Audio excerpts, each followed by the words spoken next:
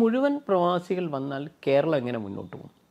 അതാണ് ആ ഒരു പക്ഷെ അതിന്റെ ക്ലൈമാക്സിൽ എത്തുമ്പോൾ ഈ ചോദ്യങ്ങൾക്ക് കുറേയേറെ ഉത്തരവുണ്ട്. അതായത് മദ്യം, ലോട്ടറിയും ഡീസലിൻ്റെ ഇത് കിട്ടുന്ന ടാക്സ്, അതായത് ഇപ്പോൾ നിങ്ങൾ 100 രൂപയ്ക്ക് അടിക്കുമ്പോൾ 30 രൂപയാണ് സർക്കാരിന് കിട്ടും തോന്നുന്നു. കേന്ദ്രത്തിനും കിട്ടുന്നുണ്ട്. ആക്ച്വലി 50 റുപ്യുള്ളൂ. 20 രൂപ കേന്ദ്രവും 30 രൂപ കേരളത്തിനും കിട്ടും. ഇതൊക്കെയാണ് പുറത്ത് പറഞ്ഞാലും ഇല്ലെങ്കിലും അതിൻ്റെ ഉള്ളിൽ കൂടെ നടക്കുന്ന കാര്യം ഇതാണ്. പിന്നെ സെസ് എന്നൊക്കെ പറഞ്ഞ് മേടിക്കാം. അപ്പോൾ ഇത് നിങ്ങൾ വണ്ടി ഇറക്കിയില്ലെങ്കിൽ, അപ്പോൾ നിങ്ങൾ ചോദിക്കുക അങ്ങനെ ഒരു അവസ്ഥയുണ്ടോ? അപ്പോൾ ഞാൻ പറയും, പൈസ കയ്യിലില്ലെങ്കിൽ നിങ്ങൾ ഇറക്കില്ല, നിങ്ങൾ ബസ്സിലൊക്കെ പോകാൻ നോക്കും. ഇതൊക്കെയാണ് നടക്കാൻ പോകുന്നത്.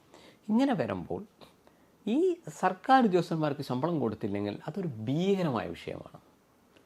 പക്ഷേ അത് സിനിമയിൽ ക്ലൈമാക്സിൽ കറക്റ്റ് പറയുന്നുണ്ട്, മദ്യവും ലോട്ടറിയും ഡീസലിൽ നിന്ന് കിട്ടുന്ന ടാക്സ് ഇല്ലെങ്കിലും കേരളത്തിന് ജീവിക്കാം എങ്ങനെ എന്നുള്ളത് ആ സിനിമയിൽ വരുന്നുണ്ട്. ഓക്കെ, അതാണ് ഞാൻ പറഞ്ഞത്. ഈ സിനിമ 20 വർഷം കഴിഞ്ഞാലും 30 വർഷം കഴിഞ്ഞാലും കേരളത്തിൻ്റെ ക്രോസ് സെക്ഷനാണ് സിനിമ. ഒന്ന് വെറുതെ എടുത്ത് നോക്കിക്കഴിഞ്ഞാൽ